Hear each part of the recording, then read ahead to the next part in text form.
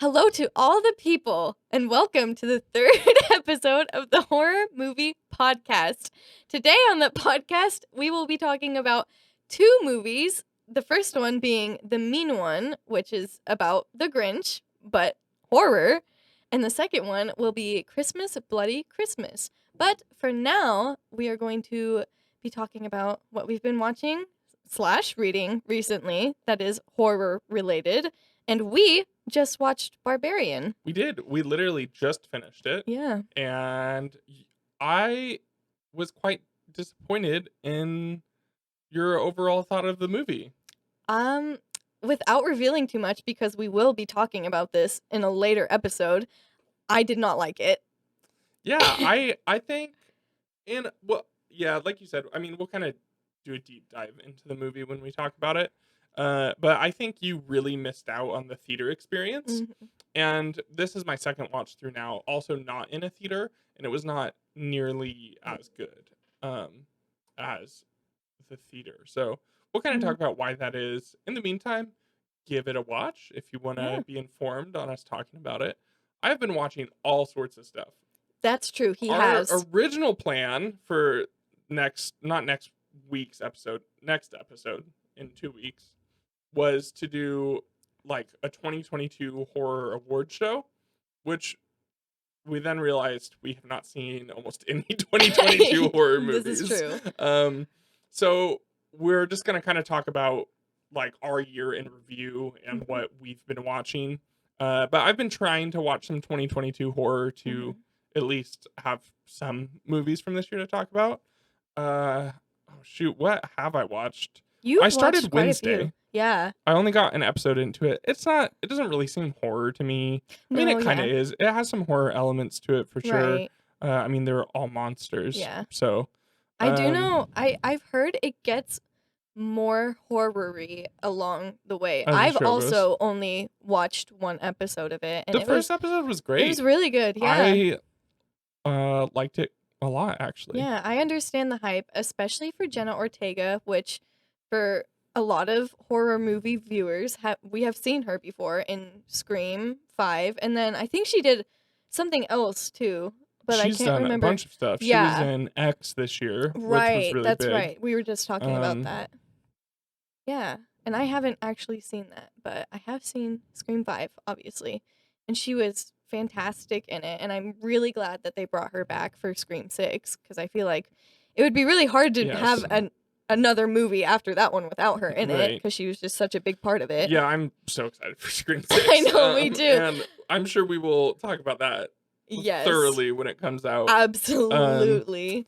But let's see, I watched Terrifier 2. Oh, yeah. I watched, the two movies we're going to talk about, the two Christmas movies.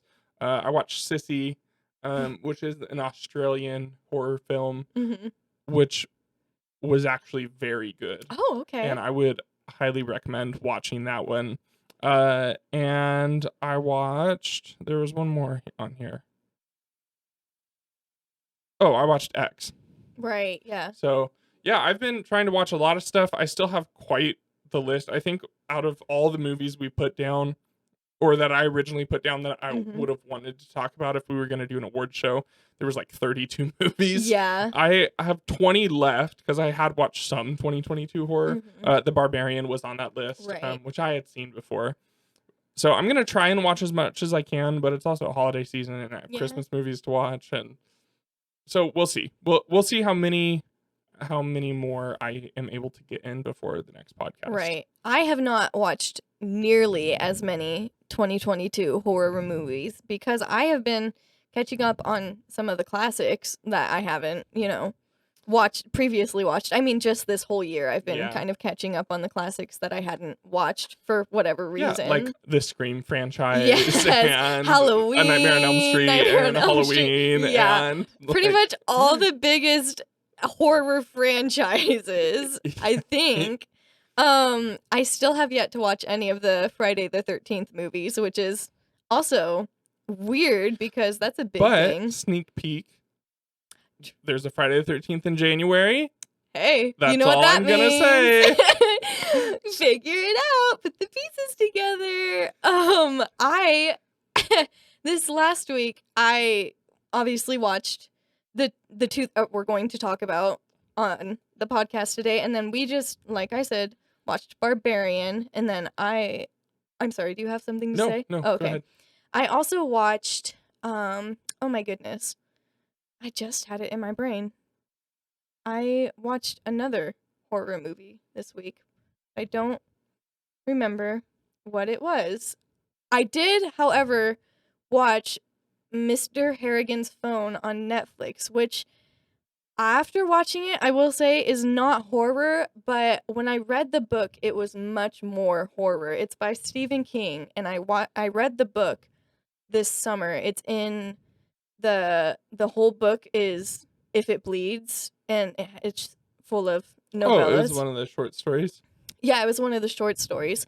I will say, though, I was highly impressed with it. A lot of people did not like this movie, but I read the book, so I know, like, I knew kind of what it was supposed to be, and there was, like, one thing in the movie that was different than the book, and that was because it would be super inappropriate to put it in the movie. Yeah. I can't remember what the other movie that I watched. Well, I checked your Letterboxd, and you didn't rate it. Okay. So well, that doesn't help. I also committed a big horror movie no, or you could say nope, because I got halfway through Nope. Oh, yeah. How did you watch half a movie? Why did you do that? Because I got halfway through Nope, which is very good so far where I'm at.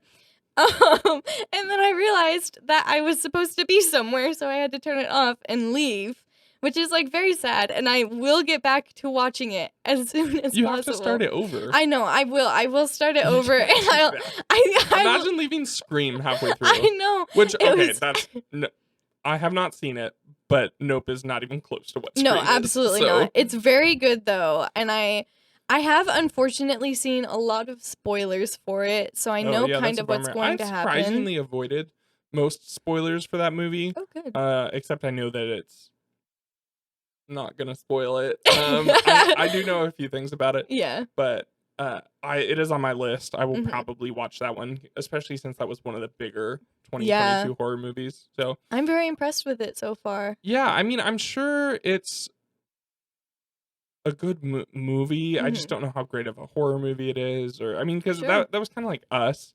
Right. Us was not very horror. It started out great. It was very and suspenseful. It had its moments, but overall, it wasn't. Us kind of let me down. Yeah, for sure. I remember seeing it in theaters, and I really liked it in theaters. But then I saw it, like, I watched it again like a week later, and I was like, yeah. Why did I really like but this even so though much? It wasn't like my favorite, it was still very well done. It was a good very movie. high production, great acting. So absolutely. I have high expectations for Nope in that way. Yes. But I've lowered my expectations a little bit on the horror front and just how good I'm expecting it to be. Yeah. It seems like he is starting to do, I mean, in both of his movies that I've seen, there's been big twists in them. Yeah. And I kind of hope that doesn't become a Jordan Peele trope. Like, I don't want that to be a thing. For sure. Because then you're just going to know every time you see. It's like M. Night Shyamalan. Right. If you have seen any of those, specifically The Village is the one that a lot of people point to. Yeah. And that twist is just so ridiculously stupid. Some people think M. Night Shyamalan is like the greatest director of all time. I'm not one of those people.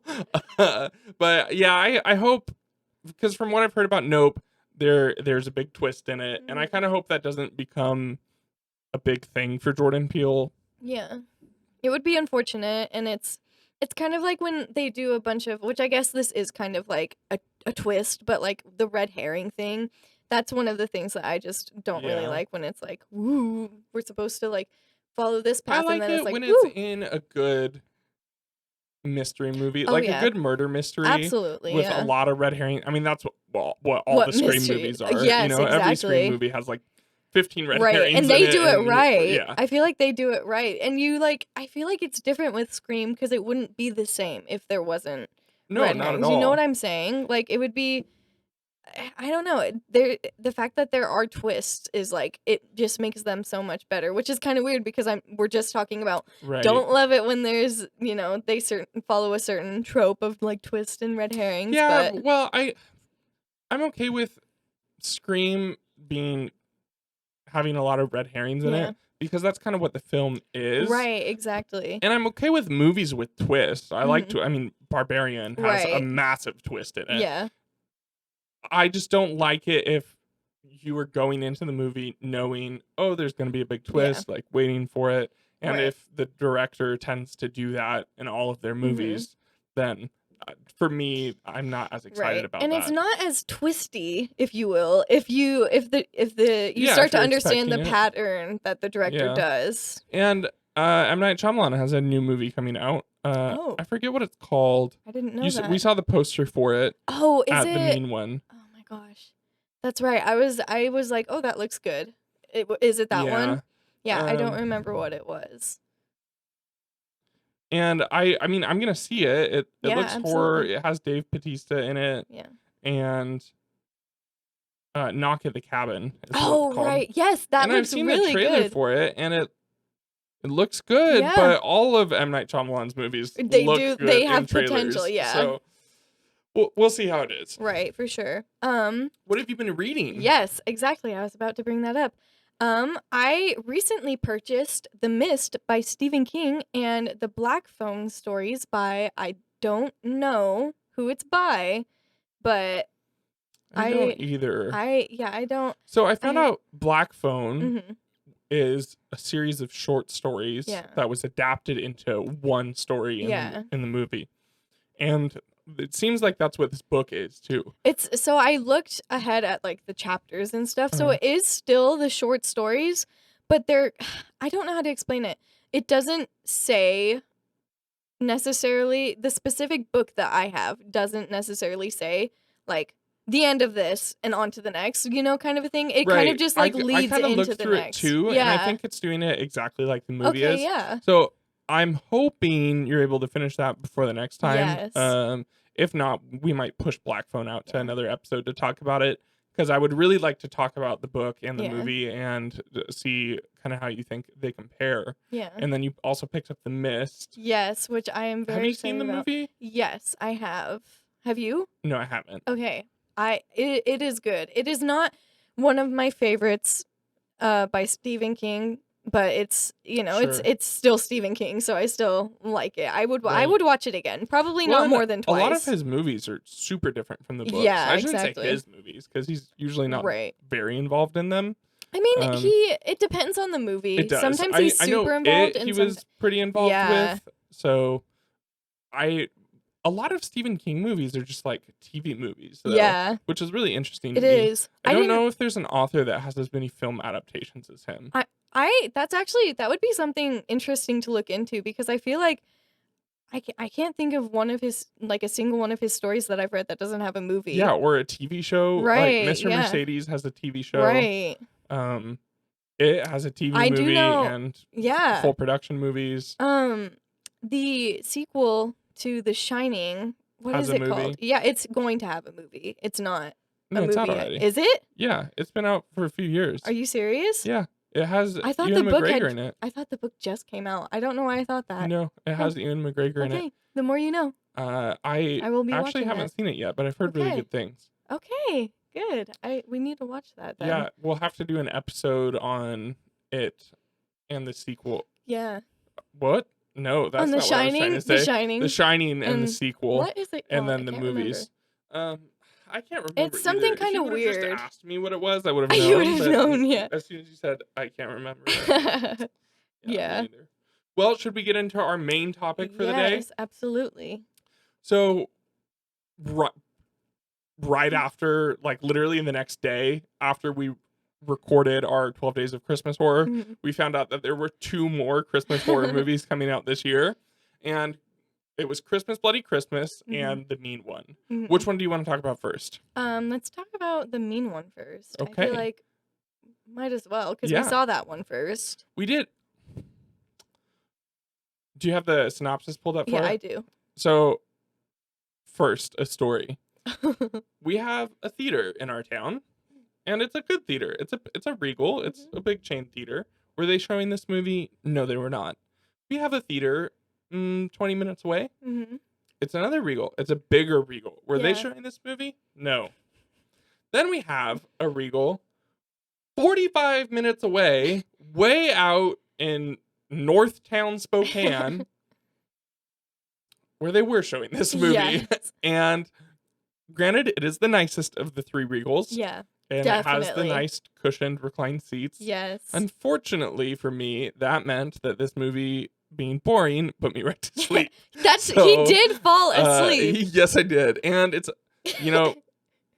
there are, generally speaking, when I'm tired and I turn a horror movie on, I do not fall asleep. Yeah. So if I'm falling asleep, especially in my first watch through, it is not a great indication for the movie. But let's hear our synopsis of the mean one. Okay. In a sleepy... Oh, we're just getting these on Google, by the way. The synopsis is... Mine's from IMDb. Oh, well, sorry. I guess mine might be from IMDb, too, but... I think it's just the synopsis of the movie. Okay. In a sleepy mountain town, Cindy witnesses the murder of her mom by a bloodthirsty green figure in a red Santa suit. 20 years later, the Christmas-hating monster begins to terrorize the town once more. Cindy finds new purpose in stopping the creature and saving the holiday. I was actually a little bit surprised that this movie got made because I had no idea how they got the rights to the Grinch. Yeah. Well, they didn't get the rights to the Grinch. They definitely didn't. And there has to be... I mean, they skirted copyright violations very closely in this movie. The main character is Cindy you-know-who. And then they say the Grinch a couple times in the movie, but right as they're saying the Grinch, they're in a bar and the bartender goes, Finch! So it's Order for Finch! So it would be like the... Finch! That's almost exactly how it goes. Yeah. And they just keep calling the Grinch a monster. Yeah. He looks like the Grinch, though. He does. He looks like kind of a demented version of the Grinch. Yeah, but very much like the live-action Grinch. Yeah. Just a bit like so, I don't know exactly what it was, but something was like, ooh, he kind of looks weird. The movie starts with, just like the story of how the Grinch stole Christmas, the Grinch is, or I guess it doesn't start that way. More towards like the middle of the book, when the Grinch is stealing all the Christmas decorations from Cindy's house, and Cindy comes down, and there's even a narrator and everything, and the narrator says, and Cindy gave the Grinch a hug, but what if that didn't happen? And then it rewinds a little bit, and then the mom comes in and sees a monster stealing Christmas decorations, and she freaks out, and then the Grinch like throws her down, and she lands on a nail. I don't know what it is. It's definitely a pointy thing, though. Yeah, and she dies. Yeah. And then instead of Cindy loving on the Grinch, she calls him a monster. Yeah. And then he runs away. Right. And then I will say he attacked the mom because she attacked him first. Right, exactly. So and then that's something. And then the movie jumps 20 years in the future. And Cindy, you-know-who, and her dad are going back to sell the family house. But then it goes down. The Grinch comes back. Right, because when Cindy and her dad go back, they don't realize, that the whole Christmas, like, we're not decorating for Christmas. Well, they notice there's no Christmas decorations at all in the town. And once they even get pulled over because they have Christmas decorations on their car, and the new cop to the town tells them you can't have these decorations on the car. It's a distraction. Right. And then they set up Christmas decorations in the house to bring Christmas spirit back to Newville. Right, Newville. And the Grinch comes, takes all the decorations, and then how much do we want to spoil the movie? I feel like, huge. This spoiler alert. Just big spoiler alert. This movie is if you're gonna watch the movie, stop the video, go watch the movie, and then come back. With that said, it's not very good. So maybe don't watch it. You don't have to, but if you watch it, know that it's not good. It will make you laugh, though. It made us laugh until he fell asleep. Hey. It will either make you laugh or make you snore. Or fall asleep. Yeah. So they set up Christmas decorations in the house, and then the Grinch comes, kills the dad. So the dad is inside, And then Cindy, for some reason I keep wanting to say Sydney. Yeah. It's Cindy. Cindy sees the Grinch outside and then goes like running to the door, which for some reason is locked in the middle of the day. Right, yeah. And then the Grinch stabs the dad through the head into the glass of the door. It's pretty traumatizing. Oh, definitely. Especially for Cindy. Yeah. Because that's her second parent that the Grinch has killed. Yes. She calls the police and tells them it's a monster. And of course, no one believes her again. Right. A big part of the movie is just no one believing her that it's a Grinch, that it's a monster. Yeah. So, and then Cindy decides she is going to hunt down the Grinch all by herself. Which is it's a very funny moment in the movie to me. Yes. We were cracking up. So at first she's just investigating, but later in the movie, towards what feels like should be the end, but it's more like the middle. Yeah, There's this whole workout montage, and she's like she gets doing fit. push-ups, and she's learning to punch. And, oh my gosh, that is so funny. She goes into the bar and meets Mr. Zeus. Who we find out people just call him Doctor. Zeus. Yeah. Dr. Zeus. Dr. Zeus. And the Grinch killed Dr. Zeus's wife. Right. And he's seen the Grinch, but he's also an old drunk, basically. I don't think he was a drunk before this, but no one believes him. Yeah. So I will say that throughout this movie, I don't know why, but I was convinced it was not actually the Grinch until she met Dr. Zeus and talked to him about it. I kept being like, it's not really a Grinch. Like, because at first you see him at the very beginning of the movie when she's a kid, but when she's an adult, they don't really show his face, which was like, I was like, And then I started to, I was like, oh, it's just like coping with the PTSD. Right. Like she's just like imagining it because that is a trauma response. It's kind of funny that they don't show the face and you're thinking that there's going to be a big reveal. Yeah. But there never is. There's never a big reveal. And once you see the big reveal, for one, like you mentioned, you've seen his face already. Right. When she was a kid. Yeah. And them hiding the face does kind of make you think maybe it's not the Grinch. Yeah. But then she is the one who sees him at the big reveal. So they're I feel like they kind of did a poor job about that. Yeah. If they were going to hide him, they should have had a better reveal. It should have been to someone who, it should have been to the deputy. Right, who didn't really believe. Right, exactly. Who didn't believe that it was a Grinch, but knew something was going on and was trying to help her. Right, and he does help her for some a lot. reason, this investigator moved to a small town and becomes a deputy. Right, yeah. That's so... I feel like there was a reason, but... This movie gives hardcore Hallmark vibes. Yes. The new girl comes to the small town from the big city to get away from her. Yeah, exactly. It's her hometown. And then meets the guy. And there is immediate, romantic tension between them. They're instantly their he first even makes her homemade matzo ball soup, which then we find out it wasn't homemade. It was just store-bought. Yeah. He also, a Hallmark notable thing about movie. this movie is that he is Jewish, so he doesn't celebrate Christmas. He celebrates Hanukkah. However, I thought that was going to be a big, I don't know why they made it such a big, there's multiple references to it. Right, and there's I get it, representation matters, but at the same time, it's I thought it was going to be like they were going somewhere. Right, like he doesn't celebrate Christmas, so his house wouldn't. That's why the Grinch hasn't come after him, because they're not Christmas decorations, they're Hanukkah decorations. Well, that's what I was thinking. But then later in the movie, he's trying to sing a Christmas song, but he doesn't know the Christmas song, which is also kind of strange, because Isn't it Jingle Bells too? I think it is, yeah. Or it's Rudolph the Red-Nosed Reindeer, something like that. So then he starts singing the dreidel song, which is, also pretty well known, and the Grinch comes after him. Yeah. And it's there's not a lot of solid story writing in this movie. And then, so the reason you go see a movie like this, because we knew it was not going to be good. Right. We knew the story was going to suck. We knew. So you go to see a movie like this for just the ridiculous kills and acting. Well, the ridiculous kills came with the most ridiculous CGI blood I've ever seen.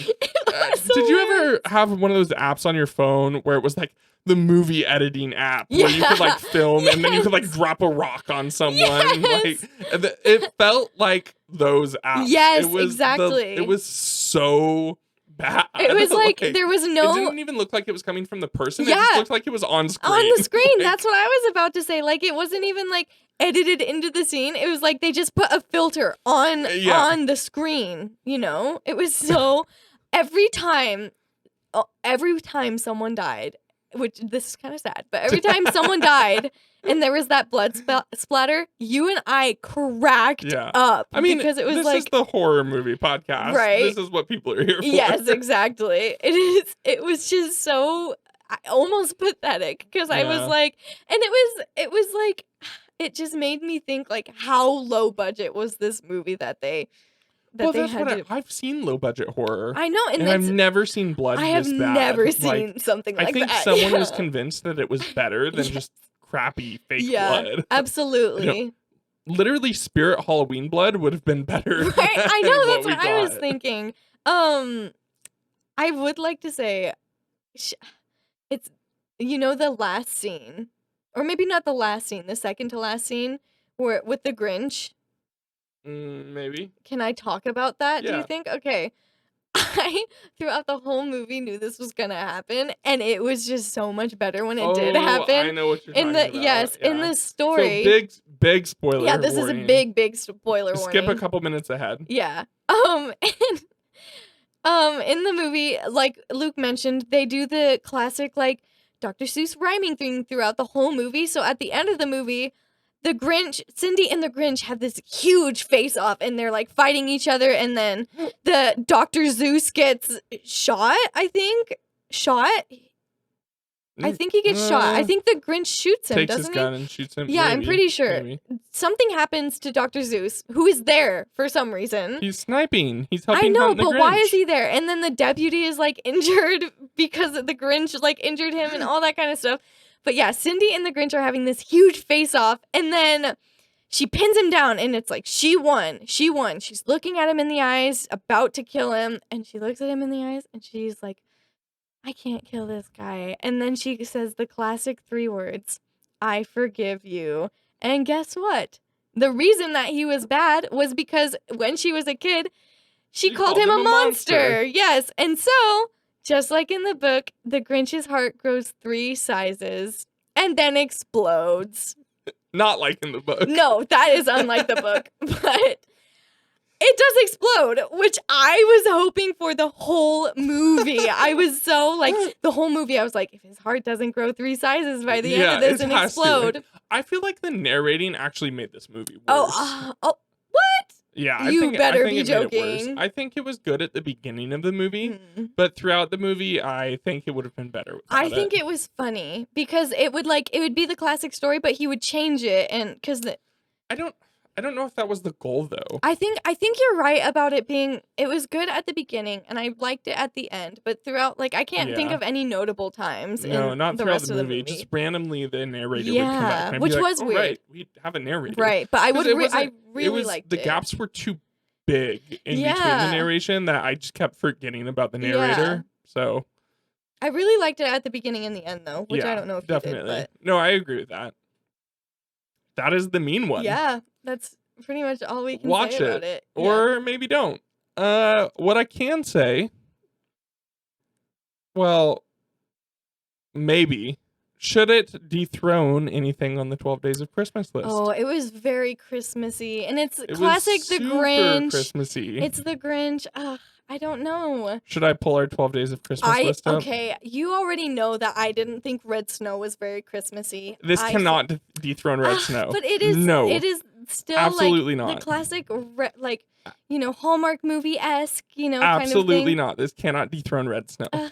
Red Snow stays on the list. I don't like Red Snow. I don't care. I like it, but I feel like that's true. It was funnier than The Grinch, I feel like. It was way funnier than The Grinch. It was way funnier unintentionally. I mean, maybe intentionally. No, so it was definitely intentionally. You think so? But they didn't do a great job about it, and then that was the unintentional funny. That's so there, what I'm there was a saying. little It was bit of both of it. Yeah. I think Red Snow for sure stays on this list. Ugh, I don't know. Looking back through the list here, we had Red Snow, Anna and the Apocalypse, Krampus, the Advent Calendar. Now, other than the fact that the Advent Calendar is actually a good movie, I would dethrone it here just because the Christmas rating. Yeah. I mean, through the roof. The mean one is a 9.5 out of 10, if not just a 10. Like the entire movie is about saving Christmas. Right. Yeah. So, and it's a classic like Christmas movie already. You know, people watch The Grinch every year on Christmas. Yeah. Oh, here we go. So we've got one. The Advent Calendar, Christmas Evil, Black Christmas, Dead End. Oh, yeah. Dead End is out. I would dethrone Dead End and put on the mean one. Yeah. So if you haven't watched Dead End yet, if you're watching the list along with us and you haven't watched Dead End yet, replace Dead End with the mean one. Or don't. If you can find it streaming. Yeah. Or don't. I mean, Dead End is still a good movie. Dead End is definitely the better movie. Yeah. But I think when we do our second annual 12 Days of Christmas horror list, instead of Dead End being there, it will be the mean one. Yeah. So now let's talk about our second movie, Christmas Bloody Christmas.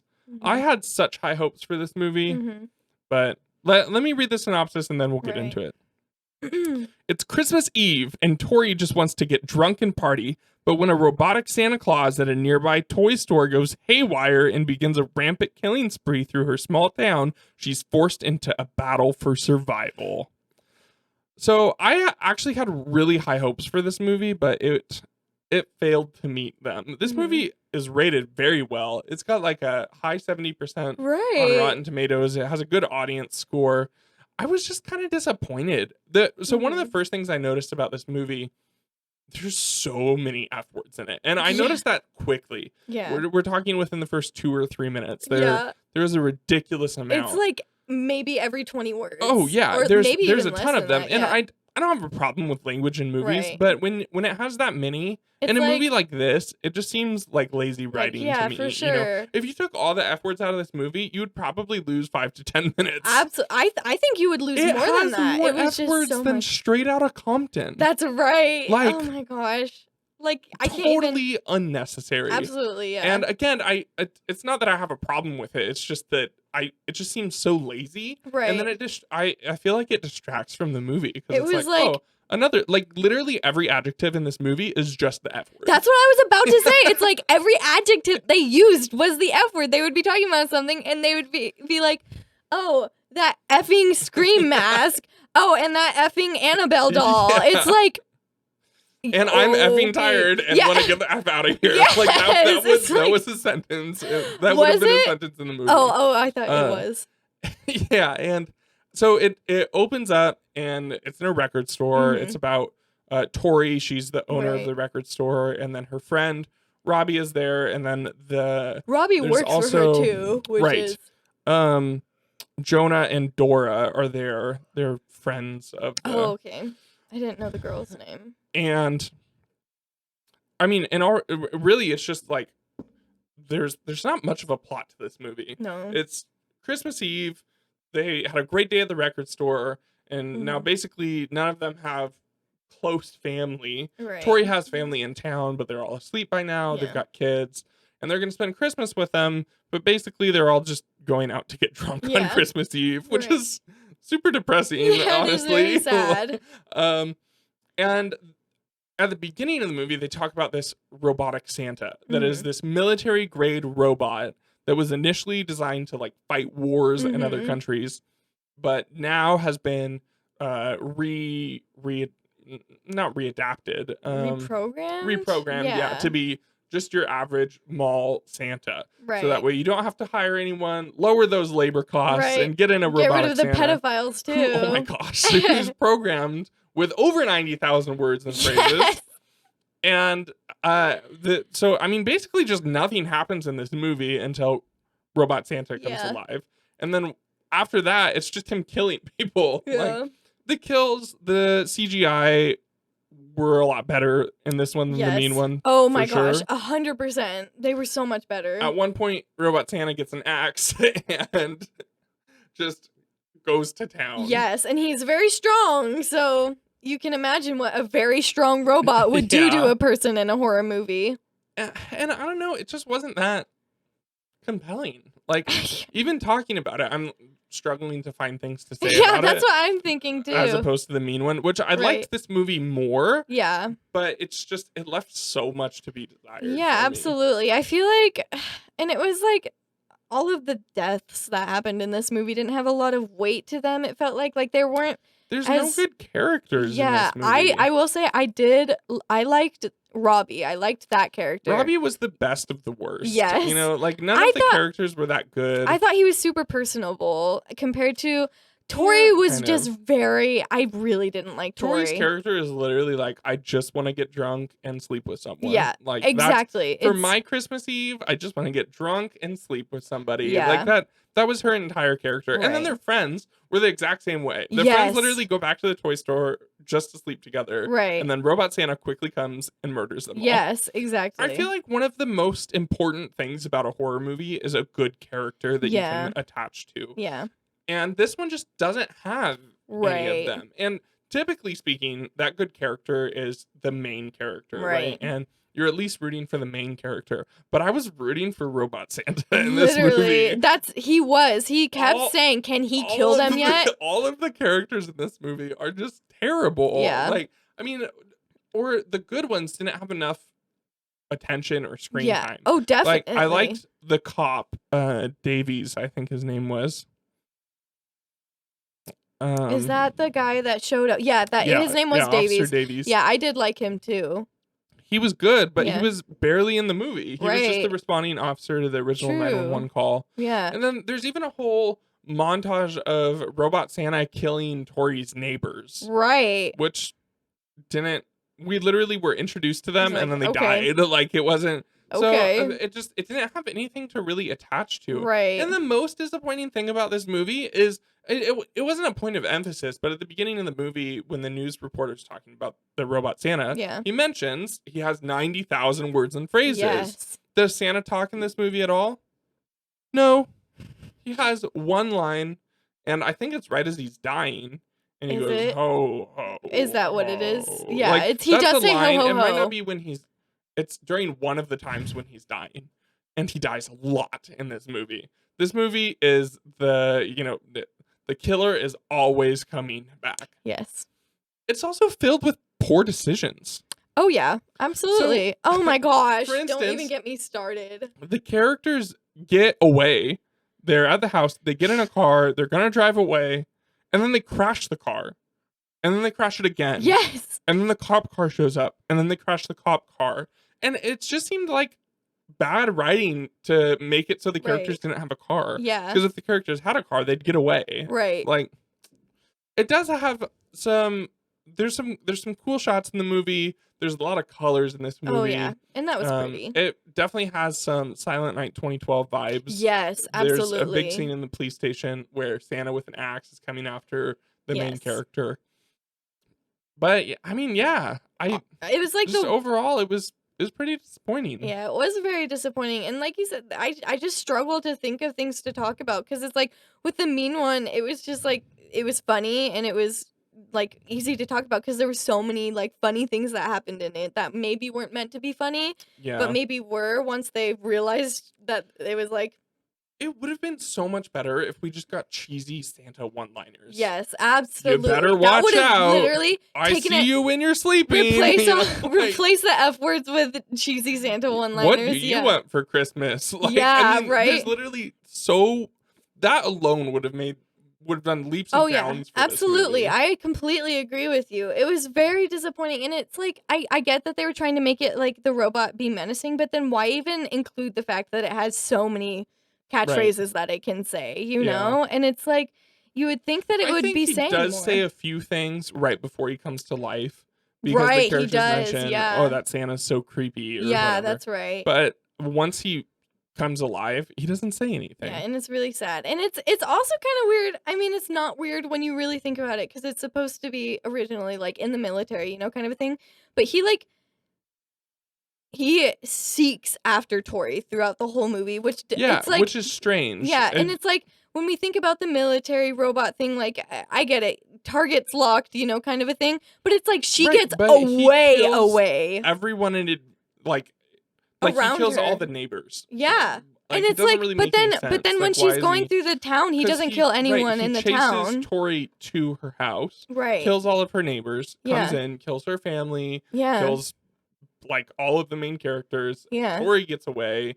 Then the cops come, kills all the cops, comes after Tori again. It's just and really confusing. The way he kills is like there's no pattern, because it's like like you said, he comes and he kills everyone around Tori. Yeah. And then he goes and Tori's like in town and he doesn't kill anyone that's like around the town or anything like that. And so it's like why is that happening, and why is he so like specific towards Tori? And I get it, she's the main character, so it would be weird if he wasn't. That's the but reason why, but that's not a good enough reason. Right, exactly.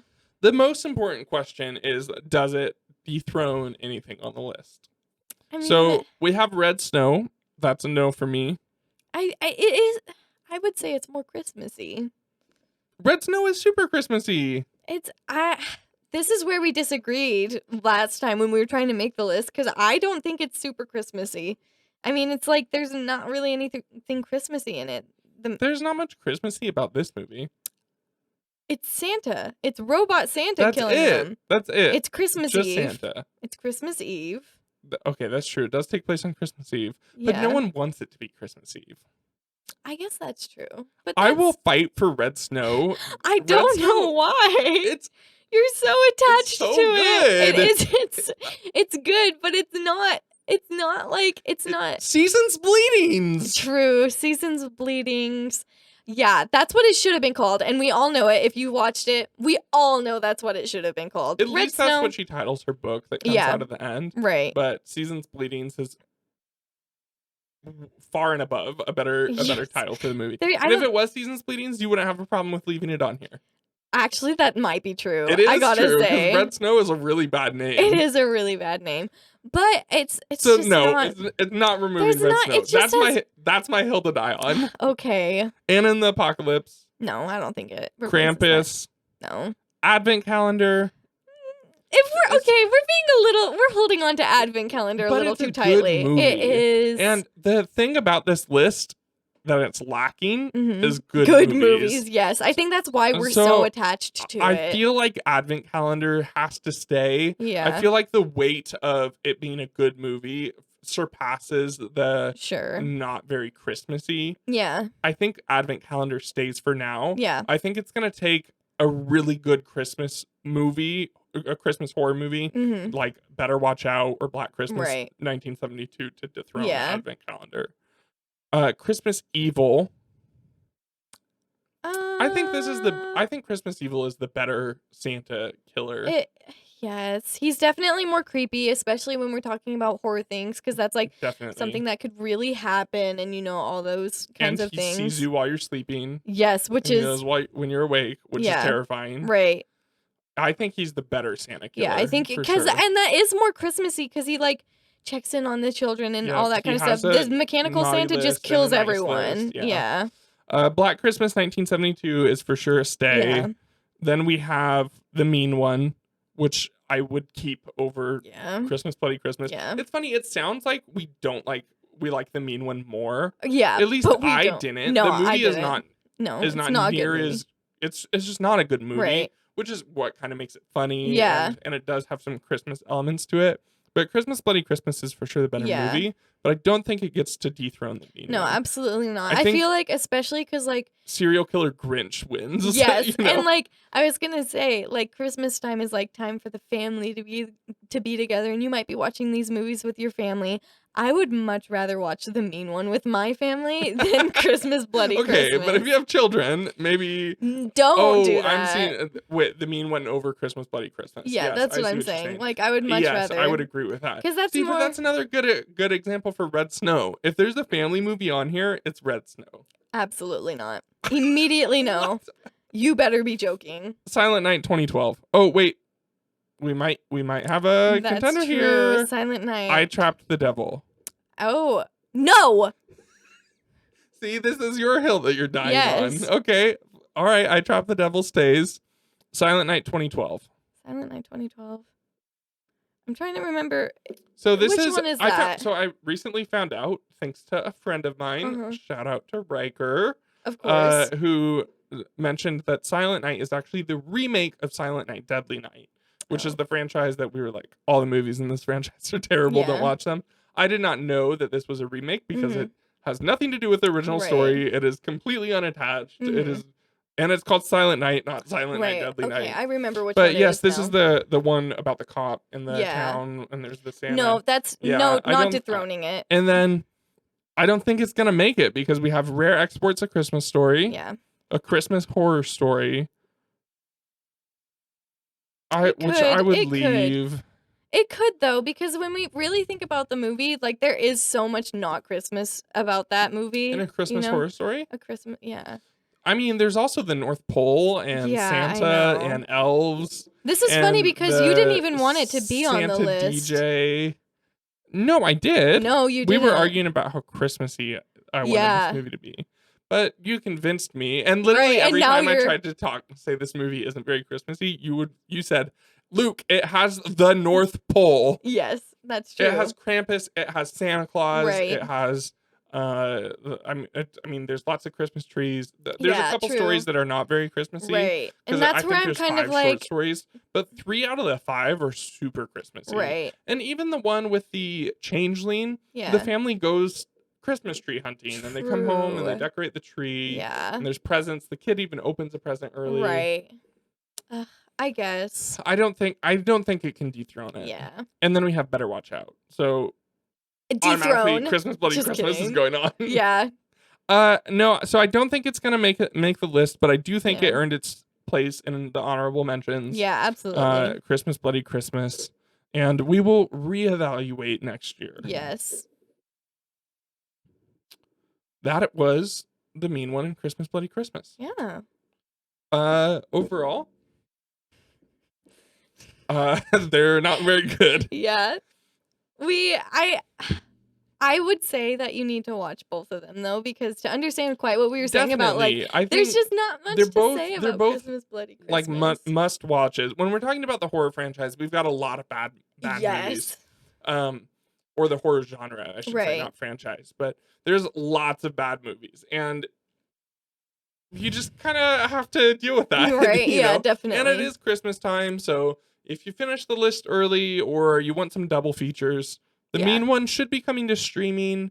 I think it's at December 15th, which is yesterday as of listening to this podcast. So it should be streaming already. And then Christmas Bloody Christmas is on Shudder, which you can also link Amazon Prime to Shudder to watch it there. Speaking of Shudder, Sissy is on Shudder. And that's a great 2022 movie to watch. Not Christmassy at all. Maybe throw that one in the after Christmas watch list, especially if you want to hear us talk about it on our next episode. But I think that's all we've got for you. Yeah, absolutely. Thank you for coming and listening to us talk about 2 not very good horror movies. One of them much worse than the other in terms of just one of good them movies. Much worse than the other in terms of overall movie rating. Yes. And one of them much worse than the other in terms of overall Christmassy rating. Definitely. So, Christmas Bloody Christmas, on the Christmas scale, what would you give it? On the Christmas scale, let me think. This is higher than maybe it should be, but I'm gonna give it like 4.5 out of 10, 5 out of 10. I feel like I was thinking 6. Yeah, 5. It is Robot Santa. Yeah, and there are Christmas decorations. Yeah, and there's a lot of red and green light in this movie. So maybe we'll split the difference and call it a 5. Yeah, for sure. 5 out of 10 on the Christmas scale. There is a scene in Christmas Bloody Christmas that is an encounter between 2 people, and they're they are doing Christmas related dirty talk, which is kind of funny to me. I don't know if you quite caught I it. don't remember that. It was in the toy store that you talked about. Sure. Yeah. So, and you didn't hear it, but that made it more Christmassy too. I guess that's true. No, the mean one on the Christmas scale. Oh gosh. 8.5 out of 10. It's 8 out of 10. It's a 10. 10 out of 10. Really? I mean, isn't it? The entire movie is about saving Christmas. Yes. It's about, there's not a lot of Christmas decorations, I but guess that's is the goal true. of the movie, is to bring Christmas joy back to the town. Right. There's a gigantic Christmas festival which goes up overnight at the end of the movie once the Grinch and I guess is gone. it is the Grinch. It's the Grinch. Yeah, 10 out of 10. Dressed as Santa. I mean, I think 10 it's out a of 10. 10. It's 10 super 10. Christmassy. Sure, yeah. And that's why it did dethrone Dead End. Yeah, that's Dead End true. Is leaps and bounds the better movie, but it is not quite Christmassy. Yeah. So, in the meantime, thanks for liking, subscribing. Thanks for clicking that bell. Check us out on Patreon if you'd like to see some more content. We did our first Patreon episode, which was last week, and that was Christmas trivia. And then we tied, spoiler alert, so we had to do some Scream trivia afterwards. So check that out. And I'm sure we'll have some more Patreon content coming your way soon. And however, you always get early access to the podcast, video and audio access. So check us out there, and see you in a couple weeks. Bye. Slay.